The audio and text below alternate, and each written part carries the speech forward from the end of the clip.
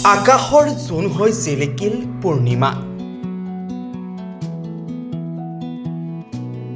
৯০% নম্বৰেৰে গৌৰৱ কঢ়িয়াই আনিলে পূৰ্ণিমাই।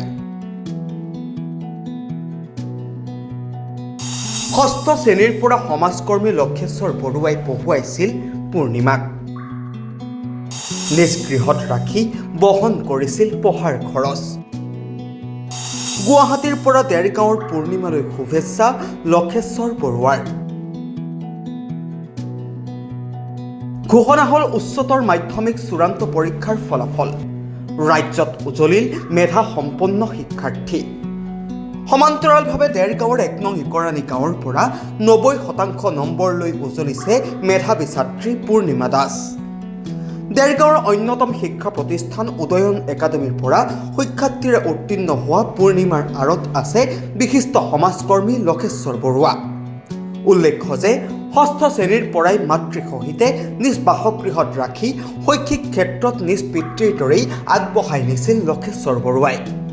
আজি ফলাফল ঘোষণা কৰাৰ পাছতেই লক্ষেশ্বৰ বৰুৱাৰ গুৱাহাটীস্থিত কাৰ্যালয়ত উপস্থিত হয় আমাৰ সাংবাদিকৰ কেমেৰাৰ সন্মুখত বৰুৱাই ব্যক্ত কৰিলে নিজৰ অনুভৱ খুব ভাল লাগিছে। তাই কষ্টও কৰিছিলে যথেষ্ট। তাইক ক্লাছ 6ৰ পৰা মই পঢ়ুৱাইছোঁ, দেৰগাঁও ডনবক্সত পঢ়ুৱাইছিলোঁ। তাৰ পৰা ডনবক্সৰ পৰাই তাই খুব ভালদৰে মেট্ৰিক পাছ কৰিলে। তাৰ পৰা উদয়নত কলেজত মই নামভৰ্তি কৰি দিলোঁ। তাৰ পৰা এতিয়া বৰ্তমান হাই ছেকেণ্ডেৰী খুব ভাল 90%ৰ অধিক পাৰ্চেণ্টেজ লৈ পেলাই পাছ কৰিলে। খুবেই ভাল পাইছোঁ, খুবেই ভাল লাগিছে। আৰু তাৰ বাবে সফলতাৰ গুৰিতে তাইও নিজৰো অৰিহণা বহুত আছে। যথেষ্ট কষ্ট কৰিছিলে। ৰাতি যদি 1-2 বজাতো তাইলৈ ফোন কৰোঁ তেতিয়াও তাই পঢ়ি আছোঁ বুলিয়ে কয় যে বৰ্তা মই পঢ়ি আছোঁ। আৰু যথেষ্ট মই গাইডো কৰিছিলোঁ। কলেজত যোৱাৰ লগে লগে কলেজৰ পৰা আহি পালে নে নাই, কলেজলৈ গ'লি নে নাই, কলেজ কিয় ক্ষতি কৰিলি, গোটেইখিনি মই শাসন কৰিয়ে চলাই আছিলোঁ তাইক। যথেষ্ট মোৰ ফালৰ পৰা যিমানখিনি মোৰ সাধ্যৰে পাৰোঁ শাসনত চলাইছিলোঁ। এতিয়া বৰ্তমানলৈকে কৰা নাই, কিন্তু ভাল এখনতে নিশ্চয় পঢ়ুৱাম বুলি মনতে ভাবি আছোঁ। চাওঁ কোনখনত পঢ়োঁ। তাইৰ লগতো মই এবাৰ সুধিব লাগিব। তাই পঢ়িব যেতিয়া তাইকো সুধিব লাগিব তাই কেনেকুৱা এখনত পঢ়ি ভাল পাব। আনহাতে দেৰগাঁৱৰ বাসগৃহত মেধাৱী ছাত্ৰী পূৰ্ণিমাই ধন্যবাদ জ্ঞাপন কৰে সমাজকৰ্মীগৰাকীক। মই ক্লাছ 5লৈকে নাৰেংগী গুৱাহাটীত পঢ়া। ক্লাছ 5ত মোৰ মা আৰু দেউতাৰ ছেপাৰেশ্যন হ'ল। তাৰপিছত মই 6th আৰু 7th ক্লাছ বৰ্ডিং স্কুলত আছিলোঁ। তাৰপিছত মোৰ বৰ্তা লক্ষেশ্বৰ বৰুৱাদেৱ, তেওঁ মোক গুৱাহাটীৰ পৰা ইয়ালৈ লৈ আহিলে। তেওঁ ঘৰত মোক স্থান দিলে। তেওঁ মোক ক্লাছ 6ৰ পৰা আজিলৈকে তেওঁ মোক পঢ়াইছে। তেওঁ মোক পঢ়া লিখাৰ বা মোক খোৱাৰ প্ৰতি তেওঁ সম্পূৰ্ণ দায়িত্ব তেওঁ মোৰ লৈছে। আৰু মোৰ দেউতাকৰ যিমান তেওঁ অভাৱ আছিল তেওঁ কেতিয়াও সেইটো মোক অনুভৱ হ'ব দিয়া নাই। তেওঁ মোৰ ছোৱালী লক্ষেশ্বৰ বৰুৱা মোৰ বৰ্তা নহয়, মোৰ দেউতাৰ সমান। দেউতাই যিখিনি কৰ্তব্য তেওঁ সম্পূৰ্ণ পালন কৰিছে আৰু মই অতি সুখী তেওঁক পাই। কাৰণ তেওঁ নহ'লে আজি মই ইমানলৈকে পঢ়িব নোৱাৰিলোঁ হয় বা ইমান নম্বৰ লৈ পাছ কৰিব নোৱাৰিলোঁ। পূৰ্ণিমাৰ মাতৃয়েও নিজ কন্যাৰ সাফল্যত আনন্দিত হৈ ক'লে এনেকৈ। দাদা যদি মোৰ আঁৰত নাথাকিলে হয়, এগৰাকী মাতৃয়ে ছোৱালী এজনী লৈ অকলে জীৱন কটাব কেতিয়াও নোৱাৰে।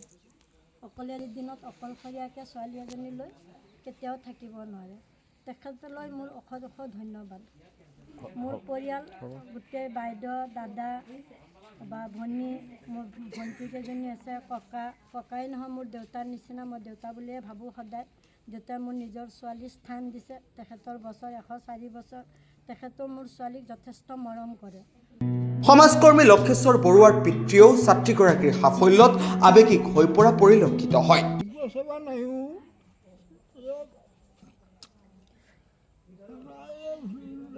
বেয়া লাগিছে।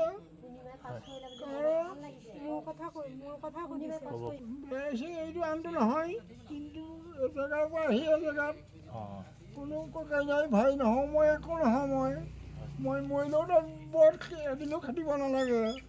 তেনেকৈ চলাৰ ভিতৰত তাই আজি 3-4 বছৰ দিন বসবাস কৰি খাই কৰি ইটোকে কৈছোঁ সেইটোকে কৰি আছে।